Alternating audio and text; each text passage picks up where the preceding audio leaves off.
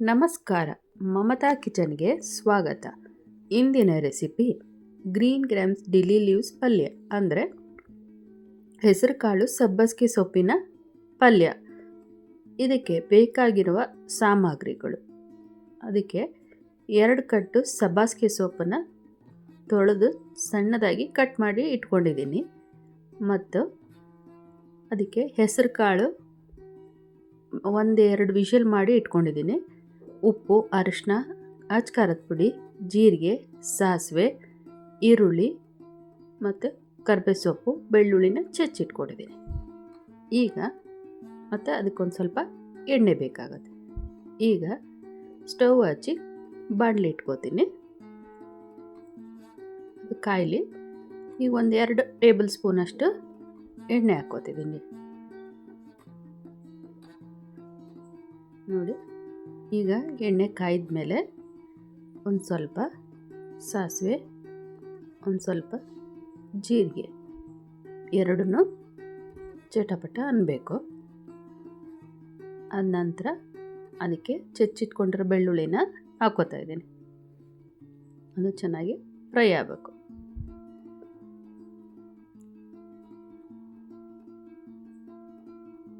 ಈ ರೀತಿ ಫ್ರೈ ಆಗಲಿ. ಅದಕ್ಕೆ ಈಗ ಕರಿಬೇವು ಸೊಪ್ಪು ಹಾಕೋತೀನಿ. ಅದೊಂಚೂರು ಫ್ರೈ ಆಗಿದೆ ಅಂತ ಗೊತ್ತಾದ ತಕ್ಷಣ ಈರುಳ್ಳಿ ಹಾಕ್ಕೋತಿದ್ದೀನಿ.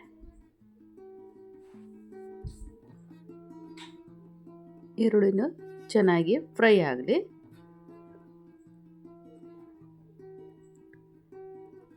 ಇದು ಈಸಿ ಮೆಥಡ್. ಇದು ಕಾಳು ಒಂದು ಬೇಯಿಸ್ಕೊಂಡ್ರೆ ಸಾಕು, ಅಷ್ಟೇ, ಇನ್ನೇನೂ ಇಲ್ಲ.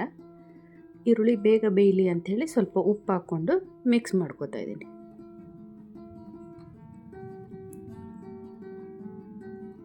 ನೋಡಿ, ಈಗ ಚೆನ್ನಾಗಿ ಬೇಯ್ತಾ ಇದೆ ಈರುಳ್ಳಿ. ಈ ಟೈಮ್ನಲ್ಲೇ ಒಂದು 1/2 ಟೀ ಸ್ಪೂನಷ್ಟು ಅರಿಶಿನ ಹಾಕ್ಕೋತೀನಿ. ಅದನ್ನು ಚೆನ್ನಾಗಿ ಮಿಕ್ಸ್ ಮಾಡ್ಕೋತೀನಿ.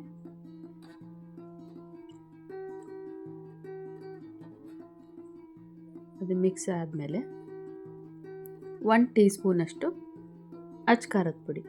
ಖಾರ ಹೆಚ್ಚಬೇಕು ಅಂದವರು ಹೆಚ್ಚಿಗೆ ಹಾಕೋಬೋದು. ಮೈಲ್ಡ್ ಖಾರ ತಿನ್ನೋರು ಸಾಕು, ಅಷ್ಟೇ ಹಾಕ್ಕೊಳ್ಳೋದು.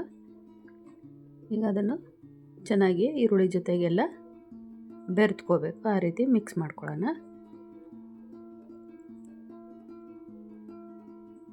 ಈಗ ಚೆನ್ನಾಗಿ ಬೆಂದಿದೆ. ಈ ಟೈಮ್ನಲ್ಲಿ ಸಬ್ಬಸಿಗೆ ಸೊಪ್ಪು ಹಾಕ್ತಾಯಿದ್ದೀನಿ.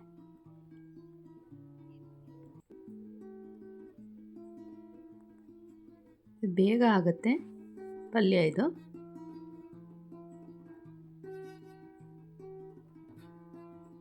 ಈ ಥರ ಚೆನ್ನಾಗಿ ಮಿಕ್ಸ್ ಮಾಡಬೇಕು. ಸೊಪ್ಪು ಜಾಸ್ತಿ ಅನ್ನಿಸ್ತು, ಆದರೆ ಈಗ ನೋಡಿ ಅದು ಚೆನ್ನಾಗಿ ಬೆಂದರೆ ಸ್ವಲ್ಪ ಆಗುತ್ತದು.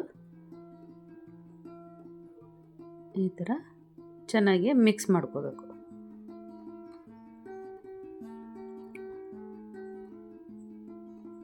ಚೆನ್ನಾಗಿ ಮಿಕ್ಸ್ ಆದರೆ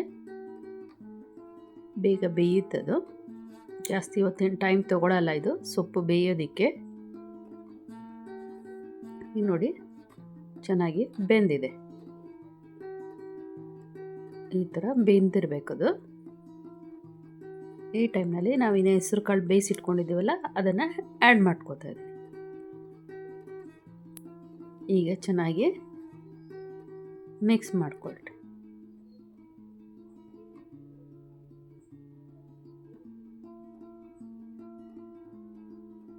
ಚೆನ್ನಾಗಿ ಮಿಕ್ಸಪ್ ಆಗಬೇಕದು. ಮಸಾಲೆ ಎಲ್ಲ ಚೆನ್ನಾಗಿ ಕೂಡ್ಕೋಬೇಕು, ಕಾಳುಗೂ ಸೊಪ್ಪಿಗೂ ಎಲ್ಲದಕ್ಕೂ. ಉಪ್ಪು ಖಾರ ಚೆನ್ನಾಗಿಡಿದ್ರೆ ತುಂಬ ಟೇಸ್ಟಿಯಾಗಿರುತ್ತೆ ಪಲ್ಯ. ಈ ಥರ ಚೆನ್ನಾಗಿ ಮಿಕ್ಸ್ ಆಗಬೇಕು. ಒಂದು 2 ಮಿನಿಟ್ಸ್ ಬೇಯಲಿ ಅದು. ಅದಕ್ಕೆ ಲಿಡ್ ಮುಚ್ಕೋತೀನಿ. ಭಾಳ ಹೊತ್ತೇನು ಬೇಡ. ನೋಡಿ, ಈಗ ಆಗಿದೆ ಪಲ್ಯ. ಈಗ ಸರ್ವಿಂಗ್ ಬೌಲಿಗೆ ಸರ್ವ್ ಮಾಡ್ಕೋತಿದ್ದೀನಿ. ನೋಡಿ, ಈಗ ಸರ್ವ್ ಮಾಡ್ಕೊಂಡಿದ್ದೀನಿ. ಇದು ರೊಟ್ಟಿ, ಜೋಳದ ರೊಟ್ಟಿ, ಅಕ್ಕಿ ರೊಟ್ಟಿ, ಚಪಾತಿ ಎಲ್ಲದ್ರ ಜೊತೆಗೆ ತುಂಬ ಚೆನ್ನಾಗಿರುತ್ತೆ ಇದು. ಇದೇ ಥರ ಮಮತಾ ಕಿಚನ್ನ ವೀಕ್ಷಿಸಿ. ಈ ರೆಸಿಪಿ ಒಮ್ಮೆ ಟ್ರೈ ಮಾಡಿ ನೋಡಿ ಹೇಗಿದೆ ಅಂತ ಕಮೆಂಟ್ ಮಾಡಿ. ಈ ವಿಡಿಯೋ ಇಷ್ಟವಾದಲ್ಲಿ ಲೈಕ್, ಶೇರ್, ಸಬ್ಸ್ಕ್ರೈಬ್ ಮಾಡಿ. Thank you for watching this video.